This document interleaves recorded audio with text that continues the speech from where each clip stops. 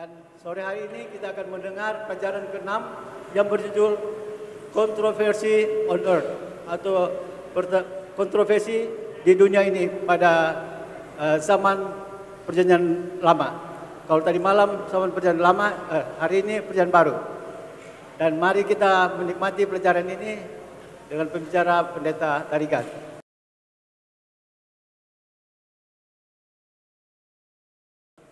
Kami mengundang saudara-saudara untuk bangkit berdiri bersama-sama untuk bernyanyi lagu buka.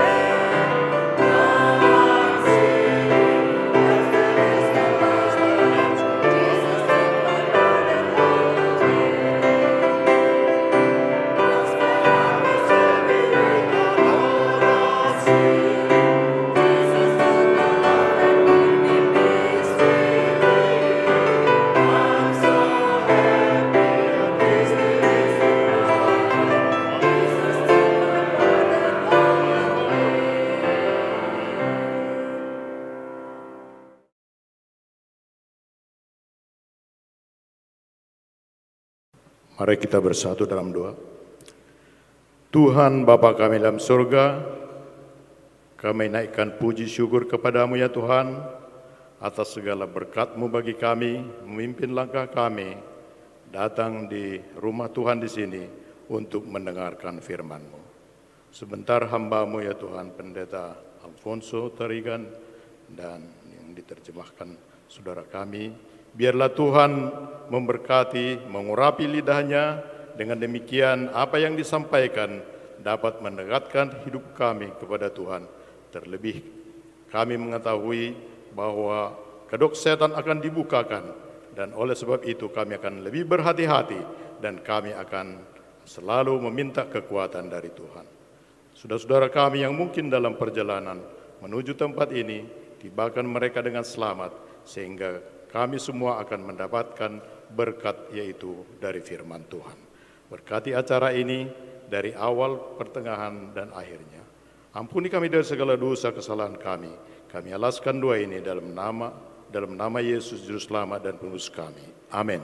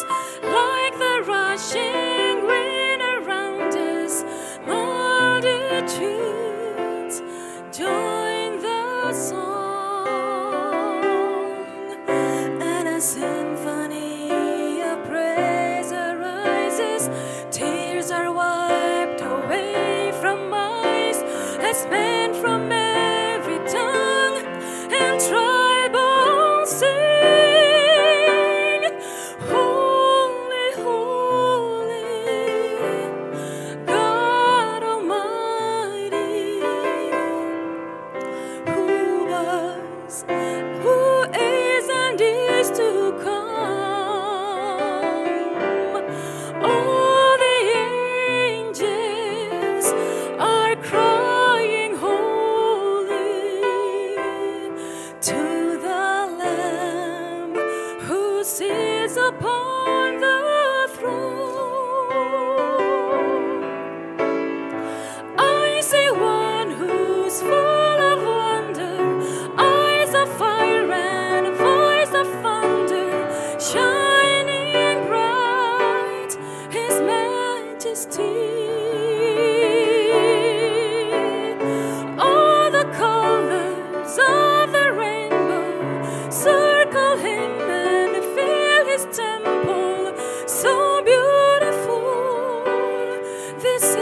to me,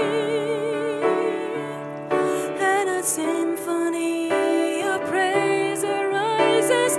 Tears are wiped away from eyes as men from every tongue and tribal sing,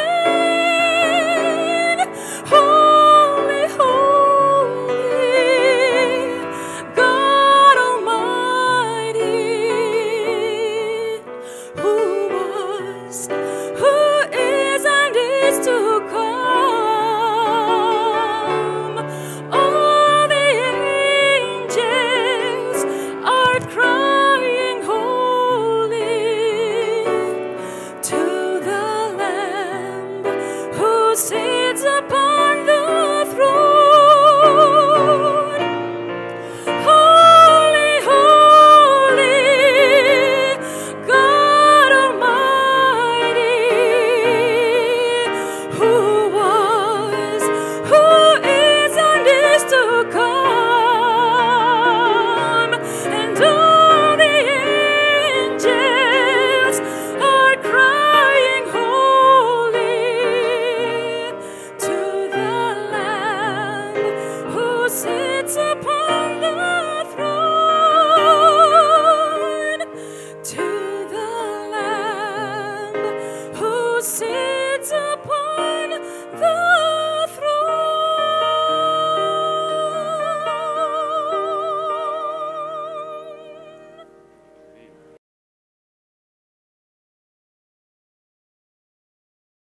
Kita undang semua hadirin berdiri, kita akan menyanyikan lagu tim song kita, I Just Keep Trusting My Lord.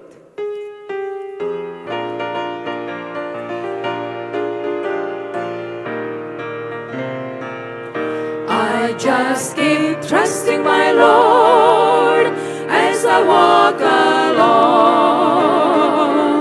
I just keep trusting my Lord, and He gives a song.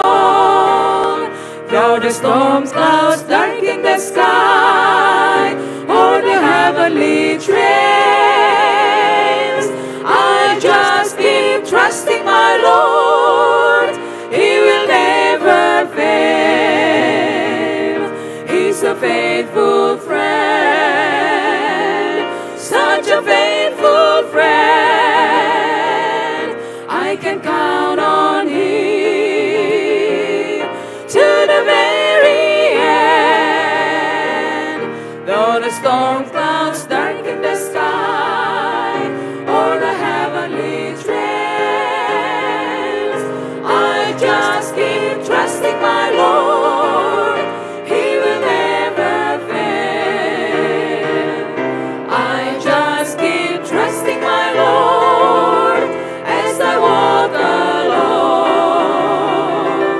I just keep trusting my Lord, and He gives a song. Though the storm clouds darken the sky, or the heavenly trails, I just keep trusting my Lord. He will never fail. He's a faithful friend. He's a faithful friend. Such a faithful friend. Such a faithful friend. I can count on Him to the very end. Though the storms, clouds darken the sky, or the heavenly trails, I just keep trusting my Lord. He will never fail. I just keep trusting my Lord. He will never fail.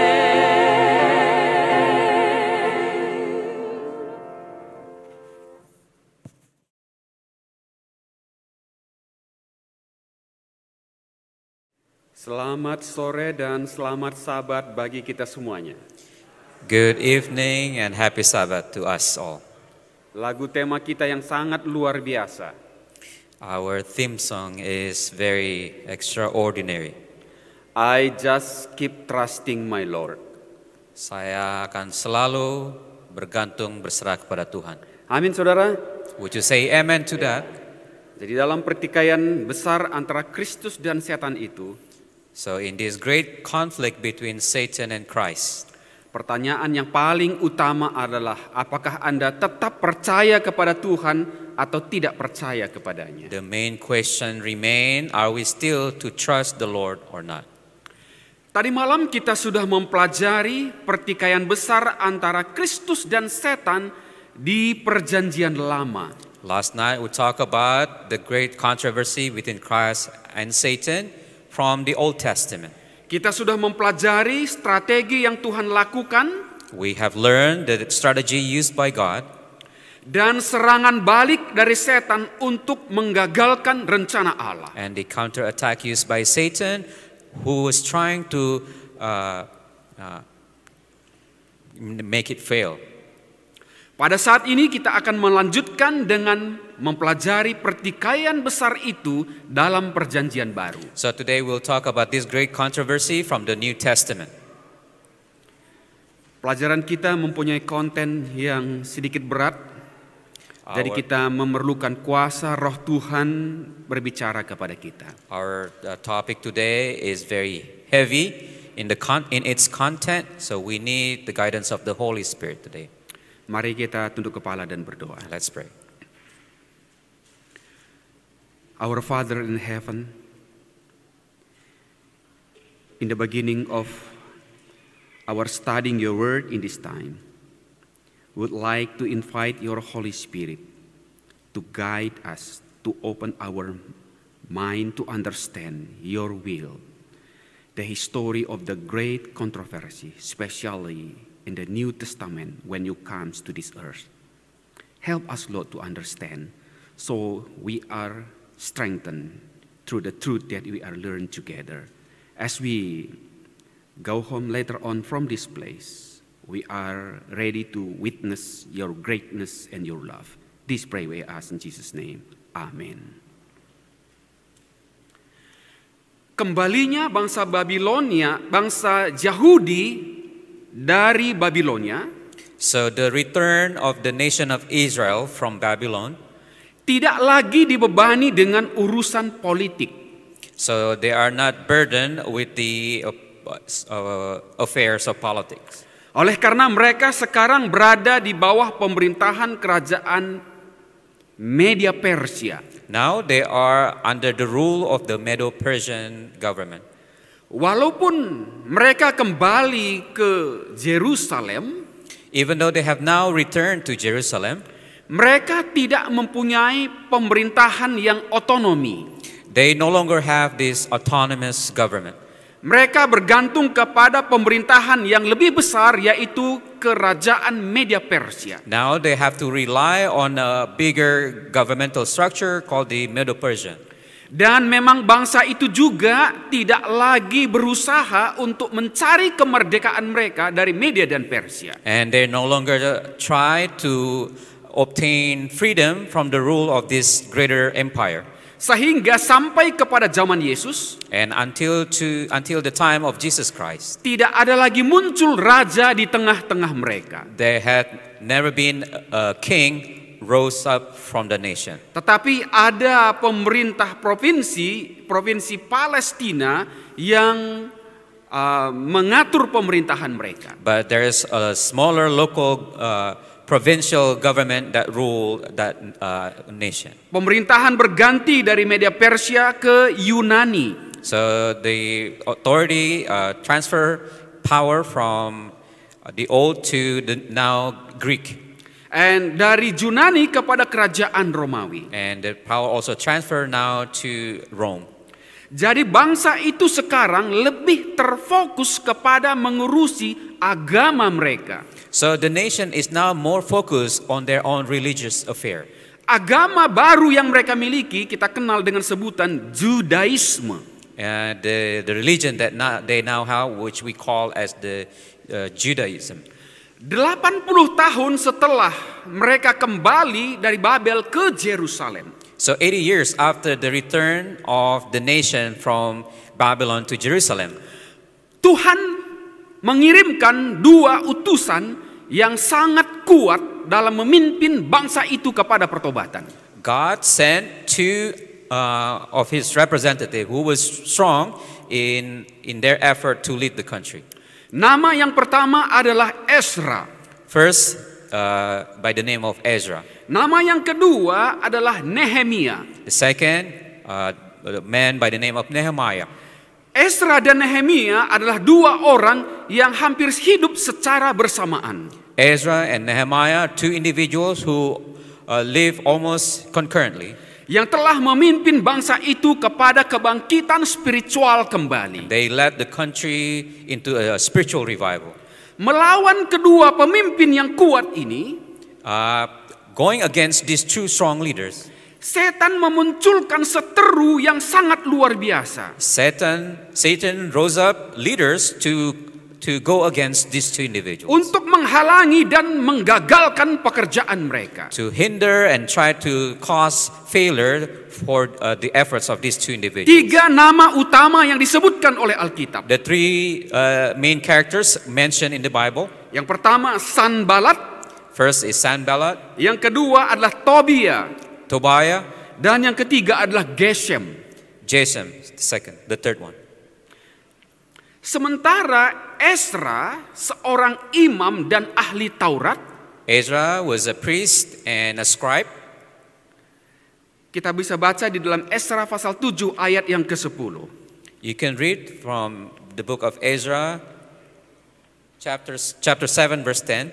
Mari kita buka Alkitab kita, Ezra pasal 7 ayat yang ke-10.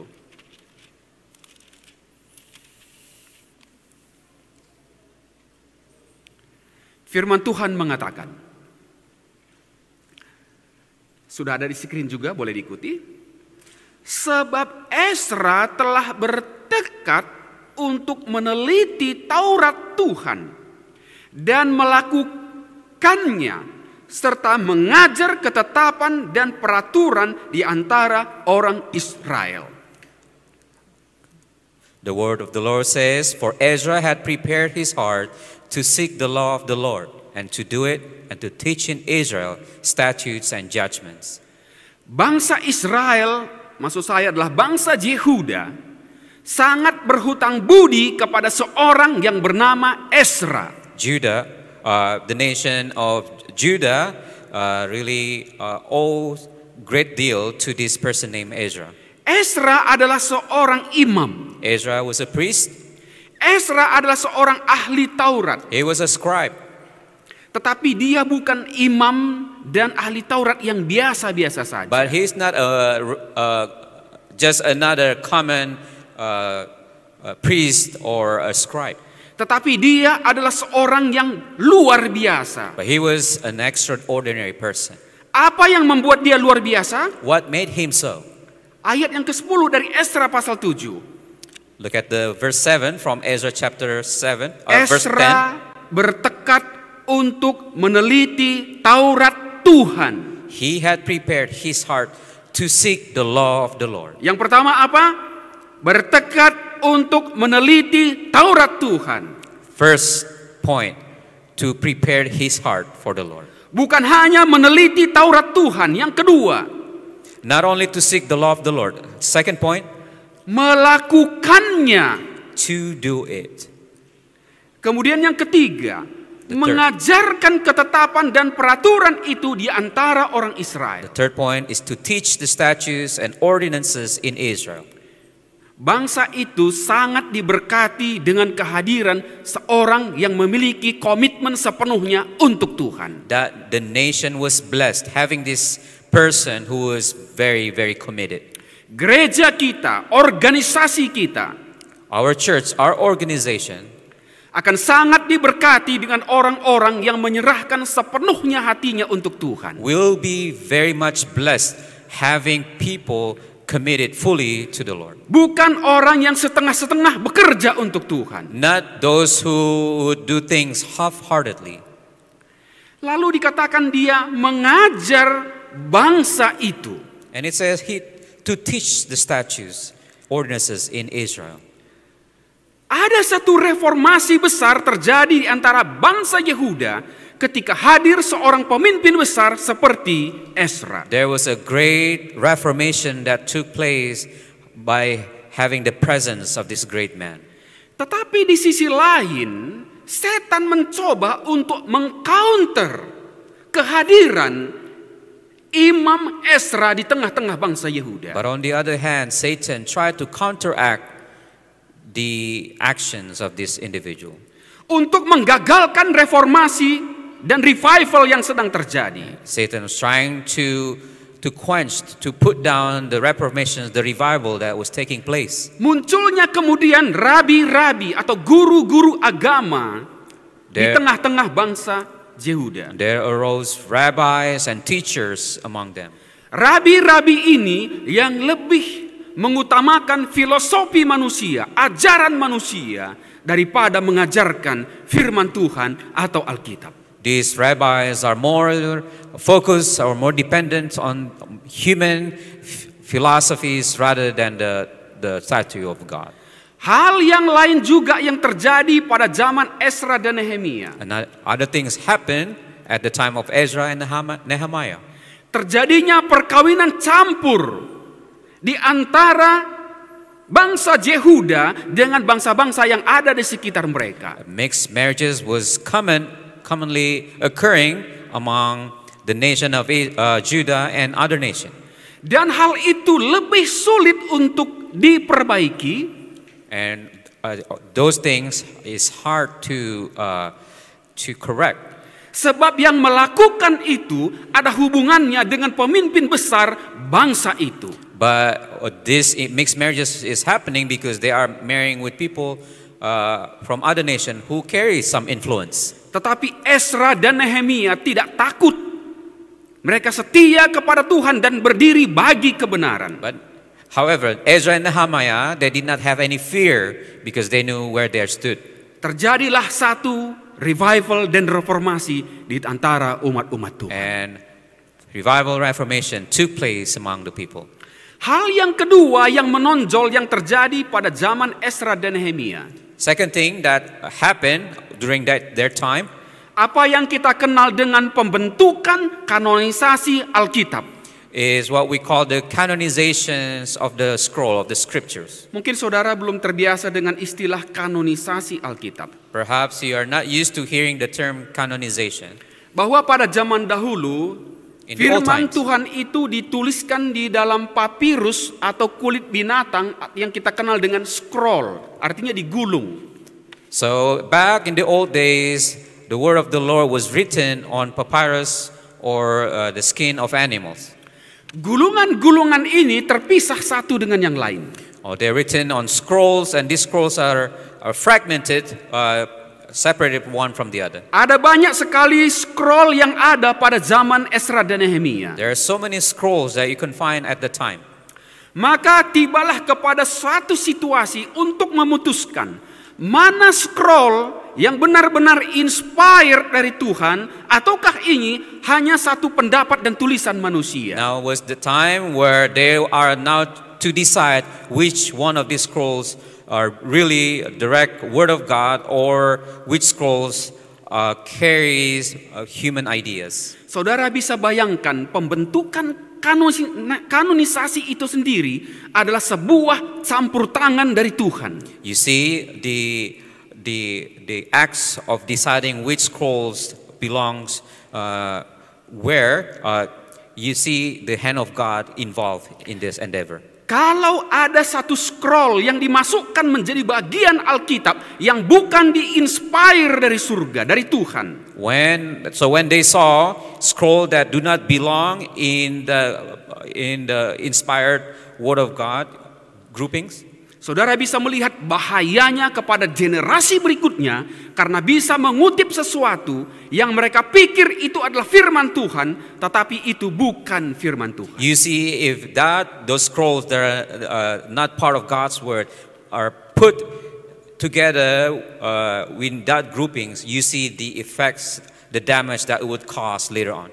Jadi pada zaman Ezra dan Nehemia, So from the time of Ezra and Nehemiah, kanonisasi perjanjian lama itu terbentuk menjadi satu kesatuan Alkitab Perjanjian Lama. The canonizations of the Old Testament came into being. Nah, meskipun terjadi hal ini, saya ulangi.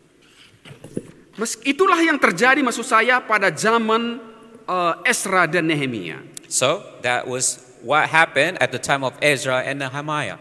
Setelah zaman Ezra dan Nehemia, So after that time, kita memasuki satu zaman yang kita kenal dengan sebutan intertestamental period. it would then go on to the intertestamental period. Saudara, ada dua istilah bukan yang familiar dengan kita. So there are two terms now. Perjanjian Lama, The Old Testament, Perjanjian Baru. the New Testament. Di antara Perjanjian Lama dan Perjanjian Baru, In between these two testaments ini durasinya kurang lebih 400 tahun. is a 400 years time period.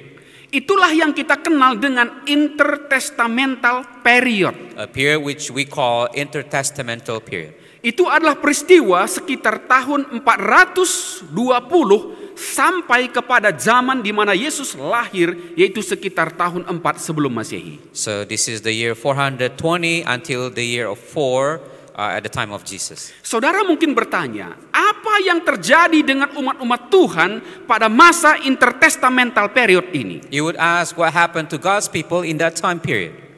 Tidak banyak waktu kita untuk membahas hal ini. We don't have enough time to cover this. Tapi untuk kebutuhan pembahasan kita, saya akan berikan secara singkat. But for the need of our talk tonight, I would discuss briefly. Bahwa pada masa ini diperhitungkan jumlah orang Yahudi sekitar 8 juta jiwa. It was estimated that the populations of the Jewish nation was 8 million people. 4 juta jiwa itu berada di wilayah yang dikuasai oleh Roma di luar dari Palestina. 4 million of them are Jewish people who reside outside this confine of Israel. Sedangkan di Palestina sendiri, In the land of Palestine, diperhitungkan ada sekitar 3 juta orang Yahudi. it was estimated there are 3 million of them live there. Dan di bagian kemana mereka telah dibuang pada zaman Nebukadnezar, And a place where they were once an exile, diperhitungkan ada sekitar 1 juta orang Yahudi di it sana. was estimated there about 1 million people resided there. Sehingga pada zaman intertestamental period ini, So in this intertestamental period, diperhitungkan ada sekitar 8 juta orang Yahudi yang ada. it was estimated there about 8 million people, 8 million Jews. Apa yang menarik dengan orang-orang Yahudi yang sekarang tidak hanya tinggal di Palestina, What is interesting about Jewish people who lived here, they don't live here in the land of Palestine. tetapi hampir di semua bagian dari Kekaisaran Romawi. And they are dispersed throughout the Roman Empire. Ada 2 hal yang perlu kita ketahui. There are 2 things that we need to pay attention to. Yang pertama adalah First, bahwa mereka yang tidak lagi tinggal di Palestina, those who no longer lived in the Palestine, mereka tidak lagi mengetahui bahasa Ibrani. they no longer speak Hebrew. Mereka sekarang berbicara di dalam bahasa Greka. They would speak Greek. Menjadi suatu persoalan baru. Now it's becoming problematic. Alkitab ditulis di dalam bahasa Ibrani dan di dalam bahasa Aramaik. The Bible was written in Hebrew and in Aramaic. Sedangkan orang-orang Yahudi yang tinggal di luar Palestina tidak mengetahui bahasa Ibrani dan bahasa Aramaik. But for Jews who lived outside this Palestine, they no longer speak Hebrew or Aramaic.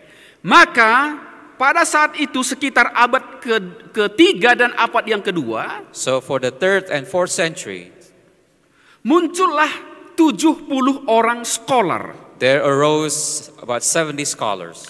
Mereka ini menerjemahkan Alkitab dari bahasa Ibrani ke dalam bahasa Greka. They translated this Bible from Hebrew to Greek.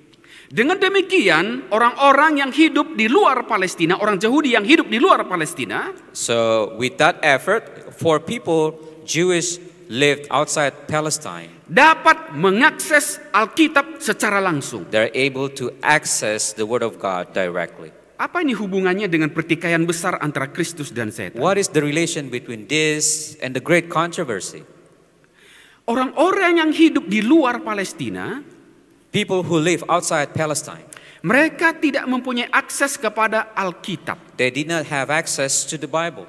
Dengan diterjemahkannya Alkitab ke dalam bahasa Greka, And by having this Bible translated to Greek, maka mereka dapat membaca Alkitab kembali dan mengetahui Taurat Tuhan dan petunjuk Tuhan. they're able to access and read the Bible and read the statutes and ordinances. Alkitab yang diterjemahkan ke dalam bahasa Greka ini kita kenal dengan sebutan Septuagint. The translated Bible into Greek is called the Septuagint. Nah, di samping dari penerjemahan Alkitab ke dalam bahasa Greka, Other than the Bible being translated to Greek, ada satu hal yang penting lagi yang terjadi pada masa intertestamental period ini. there one important point that occurred in this time period. Karena mereka telah jauh dari Yerusalem dan bait suci yang ada di Yerusalem, Since they are now far removed from Jerusalem and from the temple, maka mereka mendirikan apa yang kita kenal dengan sebutan sinagog-sinagog. they are now setting up what we call synagogues. Nah, sinagog ini didirikan dengan satu syarat, Synagogues were set up with one condition, bahwa di mana ada 10 orang laki-laki dewasa, where there are 2 adult males, maka mereka mempunyai hak untuk mendirikan sebuah sinagog. they have these rights to set up their own synagogue. Maka pada masa itu ribuan sinagog yang muncul dalam mempelajari Taurat Tuhan. So at that time, thousands and thousands synagogues were set up for them to be able to study the Word of God. Apa saudara bisa melihat konteks pertikaian besar antara Kristus dan setan dari cerita ini? You see the context in the great controversy? Penerjemahan Alkitab ke dalam bahasa Greka adalah strategi yang Tuhan buat untuk memenangkan pertikaian itu. The translations of the Bible into Greek was one strategy used by God in this conflict. Didirikannya sinagog itu juga adalah untuk mempertahankan hukum Allah dan Taurat Tuhan. The setting up of synagogues were used so that they're able to uphold God's law. Demikianlah penerjemahan Alkitab itu pertama sekali dimulai. And that's how the first translation began. Sedikit saya bawa kepada aplikasi rohaninya. I would like to bring our spiritual application today. Berapa versi atau translation Alkitab yang kita miliki pada saat ini? How many translations that we currently have? Tidak terhitung banyaknya, bukan? Maksud saya tentu terhitung, tapi kita tidak tahu secara pasti saat ini. It's so numerous and it's hard to count. Sampai kepada bahasa-bahasa daerah sekalipun Alkitab itu telah diterjemahkan. Even this Bible translated into local dialects. Percetakan-percetakan Alkitab berdiri di mana-mana. Printing houses setting up everywhere. Tapi apa setan berhenti melakukan usahanya dalam menggagalkan rencana Allah? But does Satan stop trying to interfere God's work? Tidak, saudara. Of course not. Setan serang balik. Satan always try to counter-attack. Apa yang dia lakukan? What is he doing? Dia menjadikan umat-umat Tuhan tidak memiliki minat dan selera untuk membaca Alkitab. He caused God's people to lose the desire to read God's word. Walaupun Alkitab itu telah diterjemahkan ke dalam bahasa Inggris. Even when the Bible is translated into English. Kalau saudara pergi ke hotel, if you were to go to any hotel, di dalam laci yang ada di hotel itu, inside the drawers of these hotel rooms, selalu disediakan Alkitab di sana. There is always Bible available. Tapi berapa orang yang mengambil Alkitab itu, membukanya dan membacanya? But how many of those people open up the Bible? Firman Tuhan juga itu telah didigitalkan. Even the Word of God is digitized now. Dan kemana saja saudara pergi, saudara mempunyai akses untuk Alkitab. And wherever you go, you're able to access the Bible. Kalau saudara tidak bisa membaca, saudara juga bisa mendengar. If you're not able to read, you're able to hear. Gereja kita menyediakan fasilitas audio bahasa Inggris dan bahasa Indonesia. Our church is providing this service in audio form. Pertanyaannya, seberapa banyak kita mengakses firman Tuhan ini? The question is how many of us are accessing this God's word? Oh, sangat luar biasa, saudara. It's extraordinary. Setan menyerang umat-umat Tuhan dengan sangat gencarnya. Satan is attacking God's people relentlessly. Berapa banyak kita mengikuti YouTube atau mengikuti Facebook dan mengikuti yang lain-lain atau saluran televisi?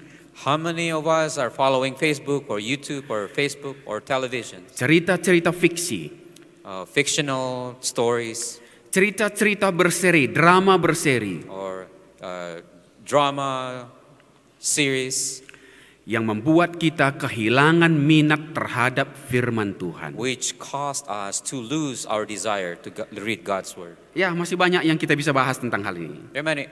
We can go on with this. Mari kita fokus kembali kepada kontroversi di Perjanjian Baru. Let's focus back to our topic today. Ada dua hal yang membuat agama Judaisme itu lebih unggul dari agama-agama di sekelilingnya. There are two things that cause Judaism excel more compared to the other. Yang pertama adalah monoteisme. First is the idea of monotheism. Bangsa-bangsa yang ada di sekitar itu hampir semuanya menyembah apa yang disebut dengan politeisme. The surrounding nations at that time were worshiping this polytheism. Poli artinya banyak, teis artinya Tuhan. Politeisme artinya menyembah banyak Tuhan. Polytheism, which means worshiping many gods. Tapi bangsa Yahudi menyembah Allah Tuhan yang dikenal dengan monoteisme. But Jewish nation worship what we call worshiping one God. Alasan yang kedua mengapa bangsa agama Judaisme ini lebih unggul. Another point how the nation is superior compared to the other. Standar etika yang tinggi dari agama ini. The level of ethical standard that is higher than the other. Apa yang membuat agama ini memiliki standar etika yang tinggi? What make them superior in their ethical standard? Karena hukum moral yang ada di tengah-tengah agama tersebut. It is because of the moral law that they have in the midst of them. Kedua hal inilah yang menjadi daya tarik pada zaman intertestamental period itu. These two things was attractive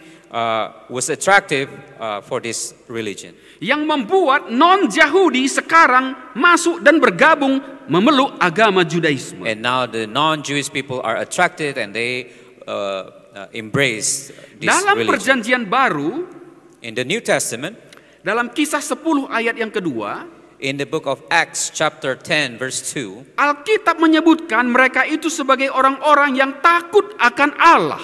the Bible says they are people who fear God. Dalam Kisah 16 ayat yang ke-14, In the book of Acts chapter 16 verse 14, mereka ini dikenal juga sebagai penyembah Allah. there are considered people who worship God. Mereka ini adalah penyembah Allah yang benar, tetapi mereka ini bukan orang Yahudi. And these people are called the people who worship the one true God, but they are not Jewish. Sementara Tuhan sibuk membawa orang-orang non-Yahudi ini untuk mengenal Allah yang benar atau Alkitab Perjanjian Lama. So at the time when God was at his work bringing non-Jewish people into worshiping the true God, Setan bekerja keras untuk melakukan serangan kepada bangsa itu sendiri secara internal. Satan was working very hard internally against it. Bangsa Yahudi sangat sibuk dengan urusan internal mereka. So the Jewish people were so busy in their own internal affair. Pada masa itu, Judaisme ini terbagi menjadi 5 golongan. So the religion of Judaism are now split into 5.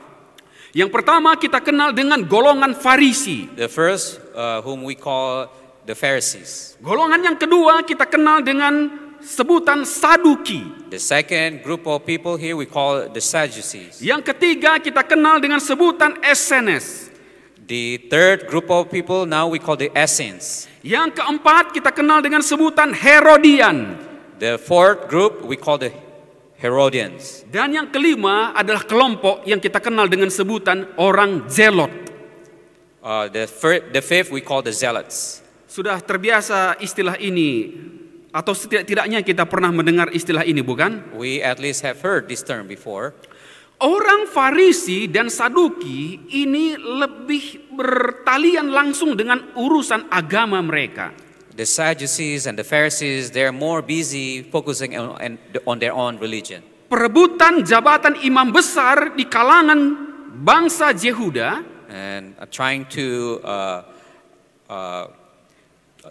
take the positions of the high priest. ini antara Farisi dan Saduki. The contention is always between these two groups. Lalu ada dua kelompok yang lain, yaitu kelompok Herodian dan kelompok Zelot. And then there are the two groups called the Herodians and the Zealots. Mereka ini tidak terlalu peduli dengan agama Judaisme. They do not really focus too much on the religion of Judaism. Mereka lebih terfokus kepada bagaimana bangsa itu merebut kembali kekuasaan mereka. They're more focused on trying to obtain their authority, their freedom. Yang pertama adalah Herodian. First, the Herodians, Itulah Herodes. which is the Herods. Mereka adalah keturunan Hasmonean. They're the descendants of Hasmoneans. Dan mereka ini dianggap bukan orang Yahudi. They are not considered the real Jewish people, Tetapi mereka berhasil merebut kekuasaan dalam memerintah orang Yahudi. but they're able to take the power over these Jewish people. Dan sampai kepada zaman Yesus, mereka ini berusaha untuk mempertahankan garis keturunan ini supaya memiliki kekuasaan. So even until the time of Jesus, they're able to maintain power through their lineage. Itulah saudara temukan dalam perjanjian baru, ada Herodes, ada Herodes Agrippa, ada Herodes Agung, ada macam-macam Herodes lainnya. So if you read the New Testament, you see different Herods which belong to this group people. Kelompok yang kelima saya sebutkan tadi adalah kelompok orang Zelot.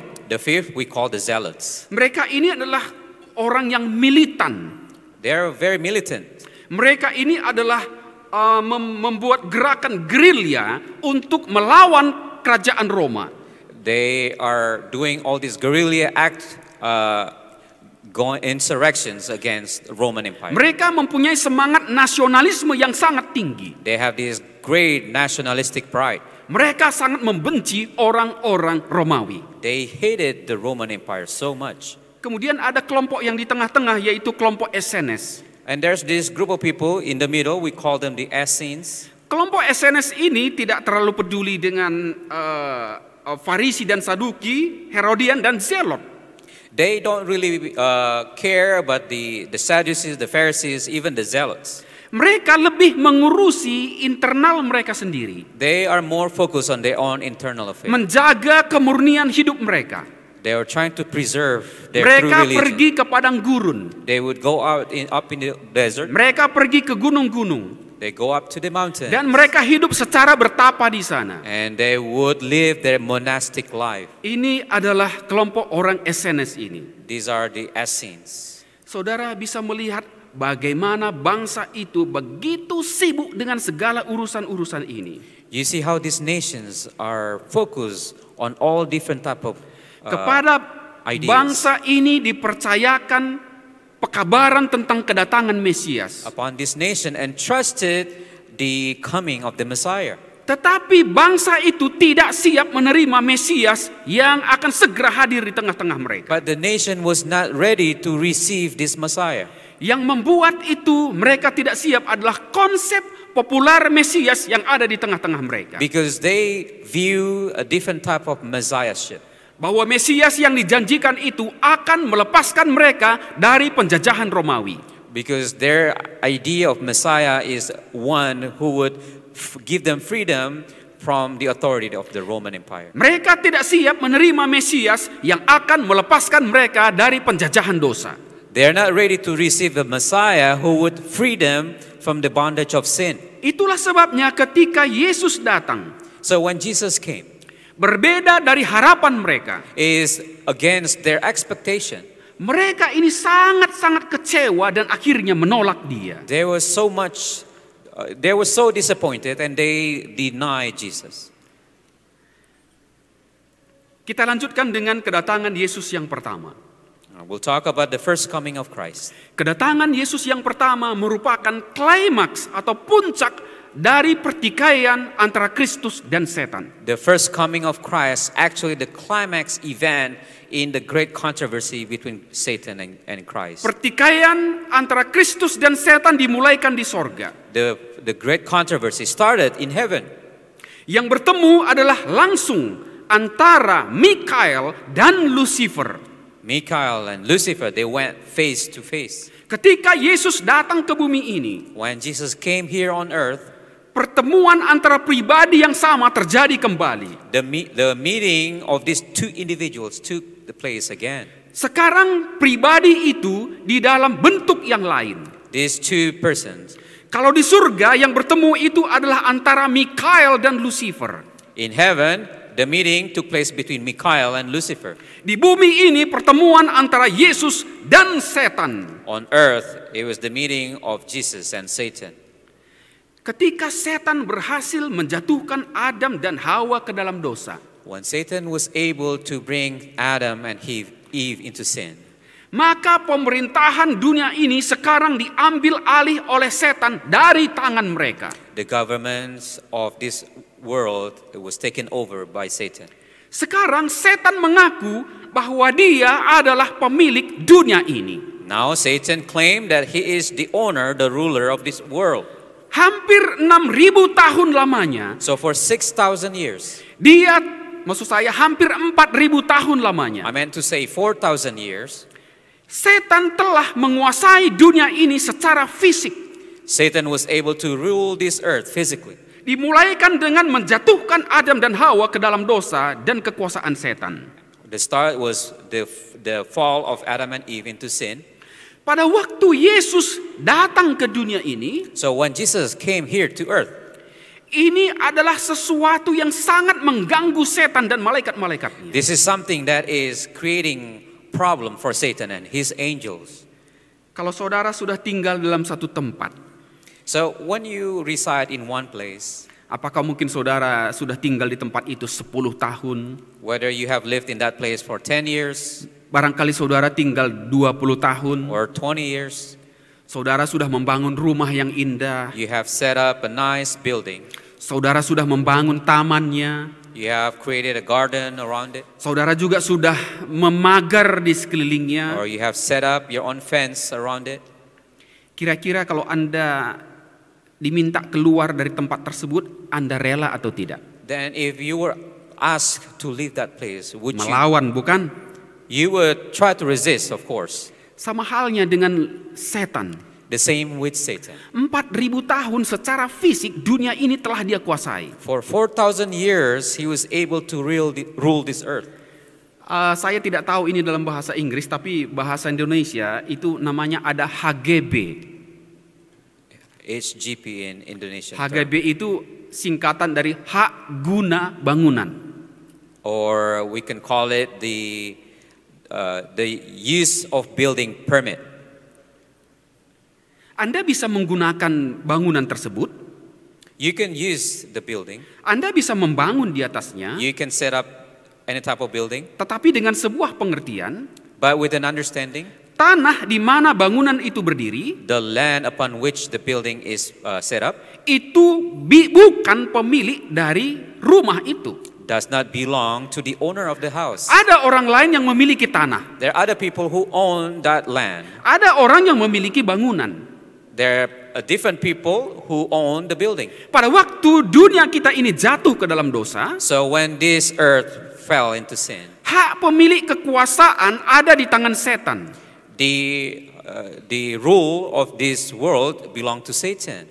Dia hanya seperti pemilik hak guna bangunan So untuk he's- sementara waktu. So in a way, he's like that. He has this use of building permit. Tapi karena 4.000 tahun tanah itu telah dia kuasai, So for 4,000 years, he had used this land. sekarang dia berpikir bahwa tanah itu adalah miliknya. So he began to think that the land belongs to Dia him. lupa bahwa tanah itu adalah tanah garapan yang tidak bersertifikat. So he had forgotten that this land he does not own the certificate. Ada satu transaksi gelap yang dia lakukan. There is this dark transaction going on, Transaksi ilegal an illegal transaction. antara manusia yang jatuh ke dalam dosa, yaitu Adam dan Hawa, So between the fallen man, Adam and Eve, dengan dirinya. with him. Dia berpikir bahwa bumi ini telah menjadi miliknya. He thought to himself, oh, this world belongs to him. Dia tidak tahu kalau bumi ini adalah illegal transaksi yang telah dia lakukan, yang dapat didapatkan dengan cara illegal But he transaksi. does not know that the transaction was made illegally. Sekarang ketika Yesus datang ke bumi ini, So as Jesus came here on earth, ini menjadi suatu ancaman yang besar baginya. it was becoming a big threat to him. Wah, ini sedih saudara ya. Saudara mungkin mengikuti perkembangan tanah air kita. Perhaps you follow the current affairs Ya, saya tidak perlu ceritakan itu, tapi saudara tahu apa yang saya maksud. in Indonesia. You probably know about this. Ya. Peperangan baru di bumi kita ini dimulaikan. Babak baru dimulaikan. So a new chapter in this great conflict began to take place. Dimulaikan dengan Yesus lahir sebagai seorang bayi. Started with the birth of Jesus. Tetapi lahirnya bayi ini sesuatu yang menakutkan setan. The coming of this birth scared Satan away. Bayi ini bukan bayi biasa. This baby was not just a regular, ordinary baby. Bayi ini adalah bayi ajaib. Is a miracle baby, Bayi ini adalah bayi spesial. special baby. Setan sendiri tahu siapa bayi ini. Satan knew who this baby was. Bayi ini adalah seterunya yang ada di surga telah datang ke bumi ini. This one was who was from heaven and came to earth. Itulah sebabnya setan bekerja keras untuk menghancurkan bayi ini. And that is the reason why Satan was so relentless in trying to destroy this baby. Dimulaikan pada waktu Yesus lahir di Bethlehem. At the time when Jesus was born in Bethlehem, Sangat sulit bagi kedua orang tuanya, Yusuf dan Maria, untuk menemukan tempat untuk tinggal pada malam hari. it was so difficult for the parents to find a place for them to stay that night. Tetapi akhirnya mendapatkan kandang domba. At the end, they found a stable. Tidak cukup hanya itu saja. And that's not it. Saya tidak panjangkan ceritanya terdapat dalam Matius pasal 2. I will not elaborate further, but you can read in the book of Matthew chapter 2. Setan berusaha membunuh bayi Yesus Satan was trying to kill this baby melalui Raja Herodes. through the King Herod. Herodes yang mencari bayi itu This king was trying to search for the baby karena dia merasa bahwa bayi ini adalah bayi yang akan menjadi tandingan terhadap kekuasaannya. He thought this baby will someday become a competition to him. Itulah sebabnya sebelum bayi itu tumbuh menjadi lebih besar, So before this baby would grow into an adult, dia berusaha untuk mematikannya. he tried so hard to topple. Tetapi dia tidak tahu bayi yang mana bayi yang ajaib itu. But he didn't know which baby it was. Maka dia buat secara random saja. So he made a random decree. Setiap bayi yang berumur 2 tahun ke bawah semuanya harus dimatikan. So all babies 2 years of age and younger must be. Dengan perhitungan bahwa dalam periode ini bayi yang ajaib itu lahir. So his calculation was that that baby would be included in that group. Usaha untuk mematikan Yesus oleh Raja Herodes adalah serangan setan terhadap bayi Yesus. The effort to kill these babies is one way Satan to get rid of Jesus. Setan mengetahui dengan benar Satan knew very well, kalau dia bisa membunuh Yesus selama dia masih bayi, if he was able to kill Jesus when he was a baby, rencana keselamatan itu akan digagalkan. the plan of salvation would then fail. Kematian Yesus sebagai seorang bayi tidak akan membawa keselamatan apa-apa kepada manusia. The death of Christ when he was just a baby would then no longer provide the access of salvations to mankind. Kematian Yesus juga secara bayi The death of Jesus when he was just a baby tidak juga akan menyelesaikan konflik antara yang benar dan yang jahat. will not put to end the great controversy. Itulah sebabnya setan berusaha agar Yesus mati sebelum waktunya. So Satan was so relentless in trying to kill this baby. Tetapi rencana keselamatan itu tidak boleh digagalkan. But the plan of salvation must not be stopped. Tuhan campur tangan dan intervensi di dalam keselamatan Yesus. So God intervened in the saving of this baby. Yesus semakin lama semakin dewasa. So Jesus grew older. Setan tidak berhasil membunuh bayi Yesus. Satan was not able to kill the baby Jesus. Sekarang Yesus sudah berumur kira-kira 30 tahun. Now he is now at about 30 years of age. Sekarang dia siap untuk melakukan pelayanannya. He's able to perform his service. Pelayanan yang sangat singkat namun sangat intensif. The service that is short duration but very intense. Dalam menghadapi pelayanan yang singkat itu, In preparing for this service, Yesus mengambil waktu untuk mengasingkan diri pergi ke padang gurun. he took time to isolate himself and went to the desert. Yesus berpuasa 40 hari 40 malam. He fasted 40 days and 40 nights. Setelah waktu puasa ini, At the time of fasting, setan datang secara langsung menemui Yesus. Satan came directly toward him. Tetapi ketika setan datang menemui Yesus, But when Satan approached Jesus, setan tidak datang sebagai malaikat setan yang gelap dan jahat. Satan did not approach him as some evil, dark angel. Dia datang sebagai seolah malaikat terang yang diutus dari Tuhan. Satan came as the angel of light sent by God. Setan memberikan gempuran yang hebat terhadap Yesus. He provided some vicious attack against Jesus. Serangan ini bukan serangan fisik. It was not a physical attack. Serangan ini adalah serangan mental. It was a mental attack, Serangan ini adalah serangan spiritual. a spiritual attack. Dengan melemparkan 3 pencobaan jitu yang sangat luar biasa. By hurling this very strong, effective attack against Jesus. Serangan pertama dimulai. The first attack took place. Setan datang kepada Yesus mengatakan, Satan approached Jesus and said, "Jika engkau anak Allah, jadikanlah batu ini menjadi roti." "If you were the Son of God, cause this stone to become bread." Kira-kira bagi saudara ini pencobaan atau tidak? For you, would this be considered a temptation or not? Bagi saya ini tidak pencobaan. For myself, it's probably not a temptation. Kenapa ini bukan pencobaan? Why would I say that? Saya tidak punya kuasa menjadikan roti dari batu. Oh, I have not the power to turn this stone into a bread. Lalu ketika saya dicobai jadikan batu ini jadi roti, bagi saya ini gampang untuk menghadapinya.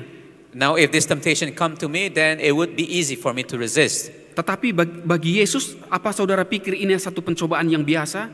But to Jesus, do you think this is just a regular Ini temptation? sesuatu yang sangat luar biasa. This is some very Dia adalah anak Allah.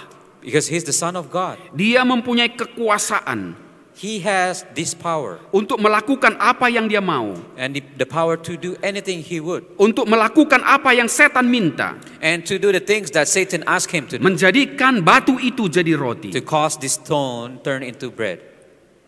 Tetapi Yesus jawab, But Jesus replied, manusia hidup bukan dari roti saja, "Man does not live by bread alone, tapi dari setiap firman yang keluar dari mulut Allah. but from every word that comes from the mouth of God." Setan digagalkan di dalam serangan tersebut. So Satan was a failure. Oh, setan tidak menyerah. Oh, he did not give up. Dia datang dengan serangan yang lain. He went on with another attack. Dia bawa Yesus ke dalam bubungan bait Allah. He brought him to the top of the temple. Lalu dia katakan kepada Yesus, And he told Jesus, jika engkau anak Allah, if you were the Son of God, jatuhkanlah dirimu ke bawah. let yourself fall down. Sebab ada tertulis, Because it is written, Tuhan akan mengirim malaikat-malaikatnya dan menatang engkau di atas tangannya. God will send his angels and would carry you.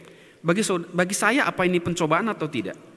If it was for me, was it a temptation or not? Oh, bagi saya tidak pencobaan, saudara. For myself, it was not a temptation. Kalau saya dari hubungan ini ada yang mengatakan jatuhkan dirimu ke bawah katanya. If I were to sit up on top here and someone would say, drop yourself, Saya akan sudah langsung membuat keputusan saya tidak akan mau. I would immediately say, I will not do it. Kalau saya tahu kalau saya jatuhkan diri saya ke bawah, If I knew if I drop myself, apakah kaki saya patah atau kepala saya pecah? it's either I would have a broken legs or broken fractured head. Tetapi bagi Yesus ini satu pencobaan yang sangat besar. But for Jesus, it was some strong temptation. Mengapa? Why do you say that? Saudara lihat bahwa setan tahu benar bahwa Tuhan akan intervensi apa saja terhadap kematian Yesus yang belum waktunya. Because Satan knew that God would intervene in preventing premature death.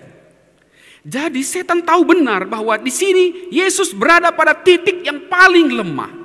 So Satan knew this is Jesus' weakest point. Tetapi Yesus katakan apa? But what did Jesus say? Jangan cobai Tuhan Allahmu. Do not tempt your God. Kemudian setan tidak berhenti dengan serangan itu. Satan did not give up at that time. Serangan ketiga pun datang. The third attack came. Dia membawa Yesus ke atas gunung yang tinggi. He brought Jesus to the top mountain. Memperlihatkan kepadanya semua kerajaan dunia ini dan kegemilangannya. He showed this world with all its glory. Lalu dia dengan suara lembut berkata kepada Yesus, And with the soft voice, he said to Jesus, Yesus, engkau melihat semuanya ini? Jesus, you see all this? Semua ini akan kuberikan kepadamu All these things I will give to you. dengan hanya satu syarat. Just with one condition. Sembah aku. Worship me. Ini menarik bukan? It's interesting. Untuk apa Yesus datang ke dunia ini? Why did Jesus come here? Untuk merebut hak miliknya bukan? It is to take back what belongs to him. Untuk apa Yesus datang ke dunia ini? What was the reason Jesus came here on Untuk earth? mengambil dunia ini dan isinya dari tangan setan. To take back this world and its inhabitants from the rule of Satan. Sekarang setan menawarkan, Now Satan is offering him, Yesus, enggak usah capek-capek lah. oh Jesus, you don't have to go through all this trouble. Ya, ngapain kamu pergi ke salib, ke Golgota? Why do you even need to go to the cross? Udahlah, gampang aja. Let's just make it easy. Sembah aja saya berikan ini, otomatis ini jadi milikmu. Just worship me, then I will give up all this. Menarik bukan? It's interesting. Tapi Yesus tidak mau tertipu di dalam serangan yang luar biasa ini. But Jesus refused to be deceived. Yesus katakan kepada Lucifer, This is what he said. enyahlah, Away from me. diusir setan. He was cast out. Setan lari terbirit-birit. Satan, flee. Tapi pertikaian itu belum berakhir.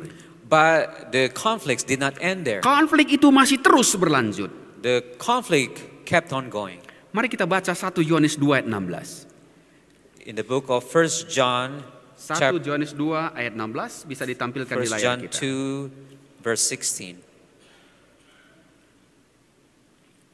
1 Yohanes 2 ayat yang ke-16 sudah dituliskan di sana, tapi saya baca dari Alkitab.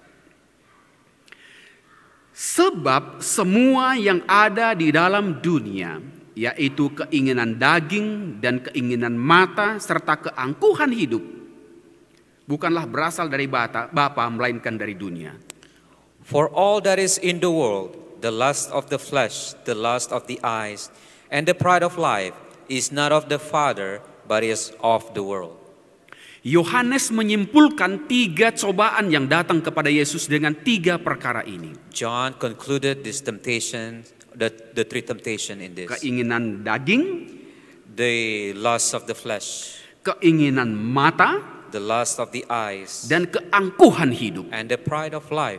Pencobaan yang sama yang datang kepada Hawa. The same temptation that came to Eve. Pencobaan yang sama datang kepada Adam. The same temptations came to Adam. Pencobaan yang sama datang kepada manusia sebelum zaman air bah. The same temptation went to humankind. Pencobaan yang sama datang kepada bangsa Israel.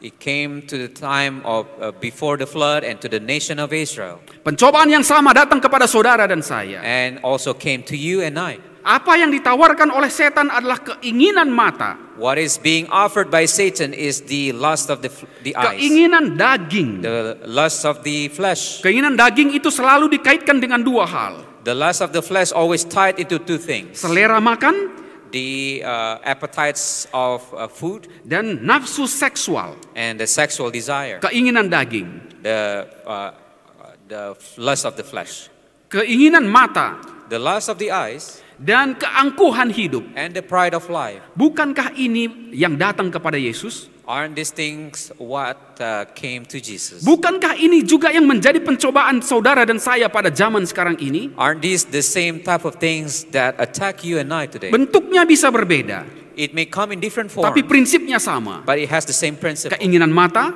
The lust of the eyes, keinginan daging, the lust of the flesh, dan keangkuhan hidup. and the pride of life. Kalau saudara sudah memiliki sesuatu, sudah mulai berjalan lebih tegak sedikit, If bukan? you were to own some things, then you try to be prideful. Keangkuhan hidup. The pride of life. Nah, pencobaan atau attack yang datang dari setan sama seperti kepada yang diberikan kepada saudara. So the attack of Satan also used against you, Tetapi dengan satu kondisi yang berbeda. but with different type of condition. Nah, dari 3 pencobaan yang ditawarkan oleh setan, So from these temptations offered by Satan, dasar ketiga pencobaan ini sama. it has the same basis. Untuk menciptakan keraguan Is to cause doubt dan ketidakpercayaan kepada Bapanya yang ada di surga, and a distrust against his heavenly Father, dan untuk rencana keselamatan. and for the plan of salvation. Kita beralih kepada masa pelayanan Yesus. Now we look at the ministry of Jesus. Kita tidak panjang lagi saudara, kita akan segera akhiri. We'll not go on too long. Masa pelayanan Yesus. The ministry of Jesus. Yesus sibuk melayani orang-orang banyak. He was busy serving the crowd, the multitudes, Menyembuhkan orang sakit, to provide healing, menyembuhkan orang yang kerasukan, to provide sanity to the dan demoniacs, mengkhotbahkan kebenaran. and to proclaim the truth. Sementara Yesus sangat sibuk melakukan pekerjaan ini, When he was busy doing all these works, setan datang menyerang Yesus. Satan came attacking Jesus. Serangan Yesus datang melalui orang-orang yang kerasukan setan. The attack came from people who are demon possessed. Dengan demikian mengalihkan misi Yesus. In other words, they're able to distract the mission of Jesus. Setan juga bekerja melalui ahli-ahli Taurat dan orang-orang Farisi. Satan also used the scribes and the Pharisees. Mereka ini sangat sibuk untuk memberikan pertanyaan kepada Yesus. They are busy questioning Jesus. Pertanyaan itu adalah pertanyaan yang menjerat Yesus. The questions they asked Jesus were questions that are trying to ensnare him. Pertanyaan yang disampaikan kepada Yesus adalah pertanyaan bagaikan buah simalakama. It would ensnare Jesus either way he answered. Ya, ini ada istilah yang hanya bahasa Indonesia yang bisa tahu ya. The speakers is using Indonesian idioms here. Kalau makan mati ayah. So an idiom where if one were to eat the fruit, the father would die. Kalau tidak makan mati ibu. And if you refuse to eat that fruit, the mother would die. Kira-kira bagaimana ini situasinya? So which do you choose? Mati ayah atau mati ibu? Would you rather your father to die or your mother? Kami di rumah sering juga menanyakan anak kami seperti pertanyaan makan buah simalakama. At times in our family we would ask this question to our children. Saya tanya begini. I would ask this. Evita, Evita, kamu sayang bapak enggak? Do you love your father? Oh iya, saya sayang bapak. Oh yes, I do. Oh, datang ibunya mengatakan kalau kau sayang bapak, ya kau anak bapak aja, enggak usah anak ibu. And my wife would say, oh, if you love father, then you don't love your mother. Kalau ibunya katakan, Evita, apa engkau sayang saya? And the mother would say, Evita, do you love your mother? Kalau dia katakan sayang ibu, maka bapaknya akan mengatakan, udah sama mamamu aja kamu, enggak usah sama bapak. If she answer yes, then the father would say, oh, then you just go with your mom then. Lama-lama anak yang kecil ini bijak juga. And later on, this daughter of us wising up. Lalu setiap kali saya tanya dia, Evita, apa engkau sayang bapak? Every time I ask her, Evita, do you love your father? Kalau ibunya ada di situ, if the mom was there, maka dia akan langsung mengatakan, and she would say, aku sayang bapak dan juga ibu. I love my dad and my mom. Tapi kalau tidak ada ibunya, dia katakan aku sayang bapak. But if the mom was not there, she would just say, I love you, dad. Tapi kalau ada ibunya saat yang bersamaan, dia langsung akan sebutkan aku sayang bapak dan juga sayang ibu. But if both moms and dad she would say, I love them both. Pertanyaan ahli-ahli Taurat dan orang Yahudi bukan pertanyaan yang tulus. The question posed by scribes and Pharisees, they're not sincere type of question. Menyampaikan satu pertanyaan untuk menjebak Yesus. They are trying to pose these questions only to put a trap on him. Kalau saudara menyampaikan pertanyaan-pertanyaan di gereja ini, kita perlu bertanya lebih dalam ke hati kita. So in this church, if we were to ask question, think about that. Kalau saudara bertanya kepada pendeta saudara, saudara perlu bertanya kembali kepada diri saudara. So if we were to ask your pastor a question, think about that idea. Apakah pertanyaan ini sesuatu yang tulus? Is this question I am asking a sincere question? Pertanyaan yang saudara tahu jawabannya. A question that you already knew the answer to. Tapi saudara tanyakan hanya untuk menempatkan pendeta saudara pada posisi yang sulit. But then you would just ask this question to the pastor to put him in a difficult situation. Pendeta saudara tahu pertanyaan itu kemana arahnya. Your pastor knows where you're going with it. Yesus tahu kemana arah pertanyaan dari ahli-ahli Taurat dan orang Farisi ini. Jesus knew which way the Pharisees, the scribes were going.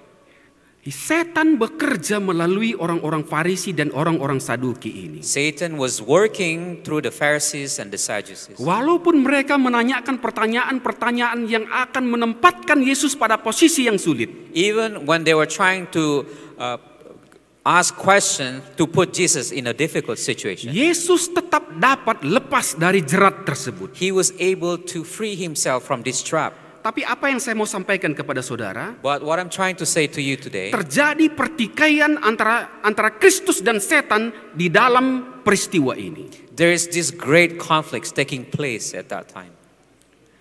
Hal yang lain lewat mana setan bekerja? So another way through which Satan is working. Menjadikan murid-murid Yesus sibuk dengan pertanyaan. To cause his disciples busy with questions. Siapa yang terbesar di antara mereka? Such as who's the greatest among them? Setan mempunyai maksud. Satan had a purpose. Yesus akan dilemahkan dengan murid-murid yang sibuk dengan pertanyaan-pertanyaan yang siapa terbesar di antara mereka. Satan thought that Jesus was being weakened by having these disciples questioning. Dengan kesibukan murid-murid ini dengan pertanyaan siapa yang terbesar di antara mereka, by these disciples being busy with their questions, pekerjaan Yesus akan dipersulit, bahkan akan digagalkan. God's work will be burdened.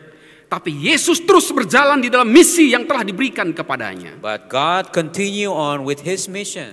Bukankah hal itu juga sering terjadi di gereja kita? Does that also happening? Is that also happening in this church? Mungkin kalau sudah terjadi pemilihan seperti ini, sudah siapa yang jadi ketua? Perhaps you would question when there's this nominating committee working, who's going to be the elder? Siapa yang menjadi anggota board?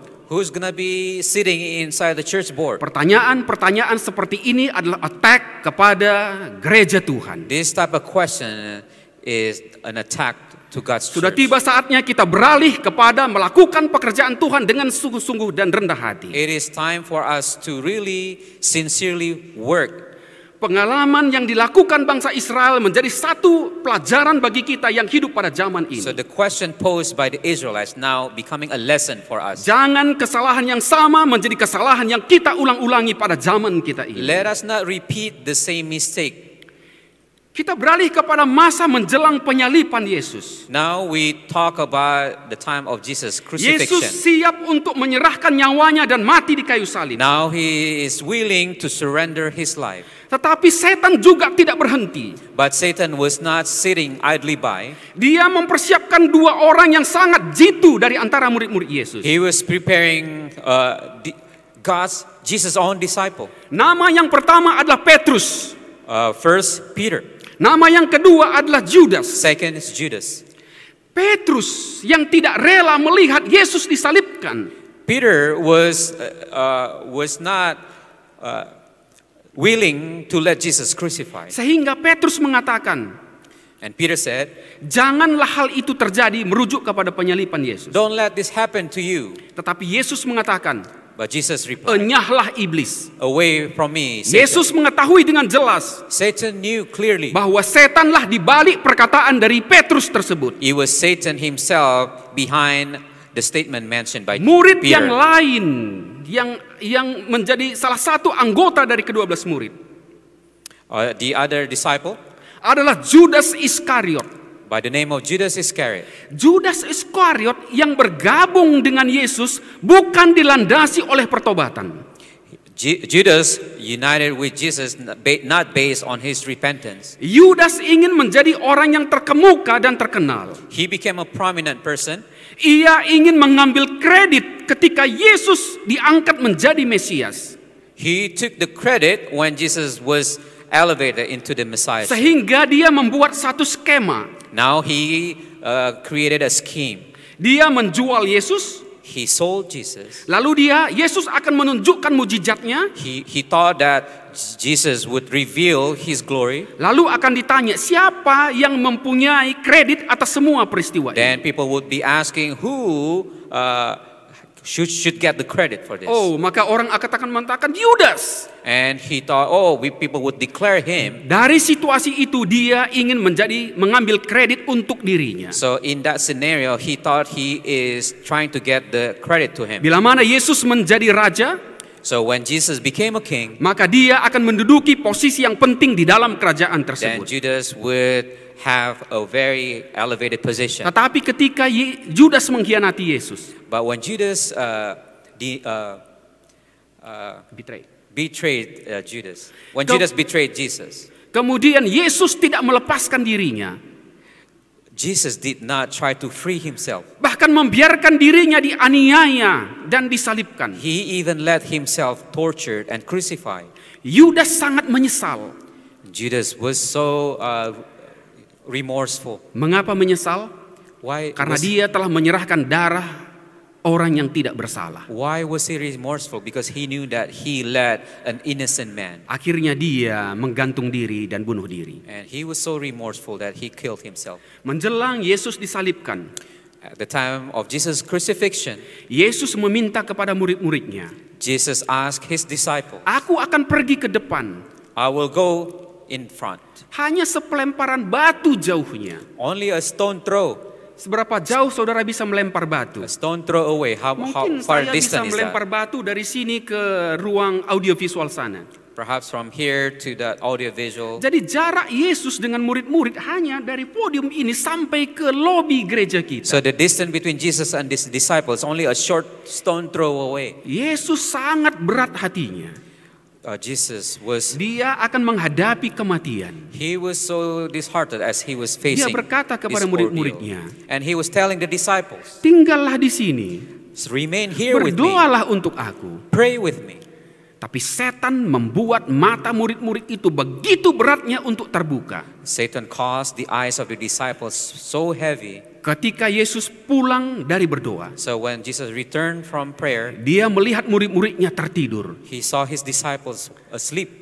Setanlah yang bekerja yang membuat murid-murid itu It tidur. was Satan himself working, causing this disciple to slumber Dengan harapan, with the hope setan akan dikecewakan dengan murid-murid yang lalai berdoa dan memberikan support with the kepadanya. hope that Jesus would be disappointed by having his disciples falling asleep. Sehingga Yesus menyerah di dalam perjuangannya. And then Jesus would then give up in his Saya struggle. singkatkan secara cepat. I would- Yesus dibawa ke salib. So Jesus was taken to the cross. Segala sesuatu telah diusahakan oleh setan. All these efforts been done by Satan Mulai dengan cara baik-baik, with an easy way of attacking, dengan cara yang lebih kasar dan kejam. with another harsher way, Sekarang akan dia kepada sesuatu yang paling kejam. now a most vicious way. Salib sudah ada di depan Yesus. The cross is ready in front of Jesus. Setan berusaha mendatangkan kesakitan fisik yang paling hebat. Satan tried to inflict a most horrendous physical pain. Ada satu research yang telah dilakukan There's a research that's been done di mana kematian secara disalibkan adalah termasuk kematian yang paling menyakitkan. where the death of the cross is one painful way of dying. Dan setan merancang kematian Yesus dengan cara yang paling menyakitkan ini. And Satan designed this way of dying for Untuk Jesus. menjadikan Yesus menyerah di dalam misi To penyelamatannya. cause Jesus to give up in his mission. Sampai kepada orang-orang di atas salib yang bersama-sama dengan dia disalibkan. Even those people who were at the cross with him, Mencela dia dan meragukan dia. and they were denouncing him and doubting him. Setan memberikan tekanan mental yang sangat luar biasa. Satan caused this mental anguish. Sekarang setan menyampaikan tekanan fisik yang luar And now biasa. Satan is causing this physical pain on him. Supaya Yesus menyerah dan jatuh ke dalam dosa. So that Jesus would give up and fall into sin. Sebisa-bisanya sebelum Yesus mati. Even before at the time of his Supaya dying. Yesus melakukan dosa. So that Jesus would then fall into sin. Sebab setan mengetahui dengan benar. Satan knew very well Kalau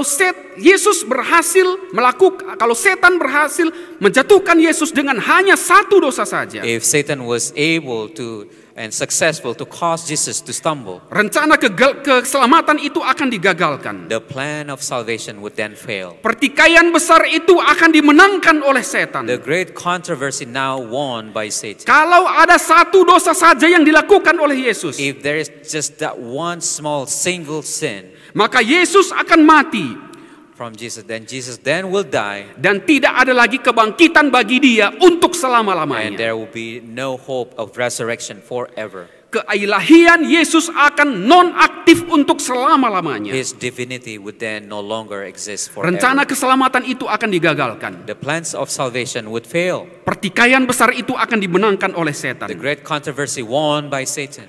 Tetapi Yesus tidak sedikit pun lengah. Tidak sedikit pun lengah. But Satan was not weakened whatsoever. Dia tetap fokus kepada misinya. He stayed focused in his own mission. Bahwa dia harus mati di kayu salib. He knew that he had to eventually die at the cross. Kematiannya adalah kematian yang sempurna. His death is a perfect type of death. Kematiannya bukan tanpa tujuan. His death was not purposeless death. Di mana kematiannya adalah kematian setelah dia mengembangkan satu karakter yang sempurna. His death was done after he had developed this character throughout his life. Sebuah karakter A character yang apapun dilakukan kepadanya, that whatever went against him, mulai dari tekanan mental from mental pressure, sampai kepada penderitaan fisik, even going through physical pain, tidak akan pernah lagi membuat Yesus jatuh ke dalam dosa. this would never cause him to fall into sin. Bila mana Yesus tiba kepada kondisi itu, So when he went at that point, dia disalibkan di atas kayu salib. he was crucified at the cross, Sampai last minute, even until the last minute. setan masih berharap Satan had this hope kalau dia akan menang dan Yesus menyerah. and say that he would win and Christ would fail, Sampai tiba kepada satu waktu, until to that very time, Yesus berseru di atas salib. Jesus declared at the cross, Dia mengatakan, sudah selesai. and he said, "It is finished." Lalu dia menyerahkan nyawanya. And then he gave up his spirit. Pertikaian besar itu berakhir di salib. The great controversy ended there. Sekarang malaikat-malaikat cerdas yang tidak jatuh ke dalam dosa Now the intelligent angels that had never fallen into sin, melihat setan siapa sebenarnya. they saw who Satan really was. Dia adalah pembunuh dan pemberontak. He was a murderer and a rebel. Tali simpati The cord of sympathy antara malaikat-malaikat yang tidak jatuh ke dalam dosa dengan malaikat-malaikat yang jatuh ke dalam dosa between the unfallen angels and the fallen angels telah berhasil diputuskan selama-lamanya dengan kematian Yesus. now had been broken off forever. Maka dengan ini penghakiman setan telah ditetapkan selama-lamanya. Now with this, the judgment upon Satan declared forever. Keselamatan manusia sudah digenapkan. Now the salvations for men have been fulfilled. Tidak ada lagi kata untuk kegagalan. There's no such thing as failure. Pendamaian dosa manusia telah diselesaikan. The atonement for the sin of man now had been declared. Isu-isu dalam pertikaian besar itu dijawab untuk selama-lamanya. All these issues regarding this great controversy Di have been atas answered. salib hukum Allah dipertahankan. At the cross, the command, the law of God uphold. Karakter Allah dipertahankan. The character of God now established. Kasih dan keadilan Allah adalah harmonis. His love and His justice are in harmony with each other. Pemerintahan Allah ditetapkan untuk His selama-lamanya. government established forever. Setan dan malaikat-malaikatnya dikalahkan. Satan and his angels are now defeated. Sekarang setan dan malaikat-malaikatnya sudah siap untuk dibinasakan. Now Satan and his angels ready to be destroyed forever. Tapi untuk kebutuhan manusia yang hidup di atas bumi ini, But for the benefit of mankind in this earth, keberadaan setan masih dipertahankan. the existence of Satan allowed to continue. Itulah sebabnya setan masih berada di antara kita pada saat ini. That's the reason why Satan still remain with us. Dia masih sedang bekerja keras ke sana ke sini untuk mencari orang yang dapat ditelan. He's still working hard, relentlessly, all over. Di mana Anda berdiri dalam pertikaian tersebut? Now, where do you stand now in this great controversy? Adakah saudara menjadi agen di tangan Tuhan ataukah saudara menjadi agen di tangan setan? Are you an agent for God or an agent for Satan? Hanya saudara yang bisa menjawabnya. Only you yourself can Hanya answer. saya yang bisa menjawabnya. Only I can answer. Yesus berdoa kepada Petrus, Jesus prayed for Peter. apabila engkau dicobai, If you were tempted, aku berdoa untukmu. I pray for you. Apabila engkau dikuatkan, If you were strengthened, kuatkanlah juga saudara-saudaramu. also strengthen your brethren. Itulah sebabnya kita berada di sini. That's the reason why we're here. Kita di gereja ini saudara bukan bermusuhan satu dengan yang lain. We're here in this church not to become enemy against one another. Jangan biarkan setan memecah belah kita. Don't let Satan split us apart. Setan sangat senang kalau gereja kita terpecah-pecah. It is his delight that our church is being fractured, Karena akhirnya kita akan lupa misi kita. because then we would forget our own mission. Akhirnya Tuhan tidak bisa bekerja melalui diri kita. Then God will no longer able to work through us. Mari kita menyatukan kekuatan kita. Let us unite in our strength. Datang kepada mesbah Tuhan. Come to God's altar. Kita meminta pengampunan Tuhan. We ask for His forgiveness. Dan meminta Dia untuk menjadikan kita menjadi alat di tangan Tuhan memajukan pekerjaan. We ask humbly that God would use us, work through us. Kali berikutnya kita akan lanjutkan pertikaian ini. At another time, we'll continue with this great controversy. Satanic attack on God's church. Serangan setan akan gereja Tuhan. Saya akan memaparkan ini lebih mendetail lagi, saudara. I will go deeper about this. Jangan lupa datang Jumat yang akan datang. Don't forget to come back here the next Friday. Mari kita berdoa. Let us pray. Bapa yang di sorga, kami melihat bagaimana pertikaian itu terjadi di bumi kami ini. Yesus Kristus datang menghadapi setan itu secara langsung. Setan menyerang balik anak Allah, Mikael yang datang ke dunia ini. Tapi pertikaian itu telah dimenangkan oleh Kristus. Sehingga memberikan jaminan kepada kami, keselamatan kami dari dosa dan kematian. Dan juga kemenangan kami dalam pertikaian tersebut. Bapa, tolong kami menyadari bahwa masing-masing kami terlibat di dalam pertikaian ini. Jadikan kami ya Tuhan menjadi alat dan agen di tangan Tuhan, bukan menjadi alat dan agen di tangan setan yang mempersulit dan melemahkan pekerjaan Tuhan di gereja ini. Berkati umat-umat Tuhan dan pemirsa kami yang akan mendengarkan pekabaran ini. Di dalam nama Yesus kami berdoa. Amin.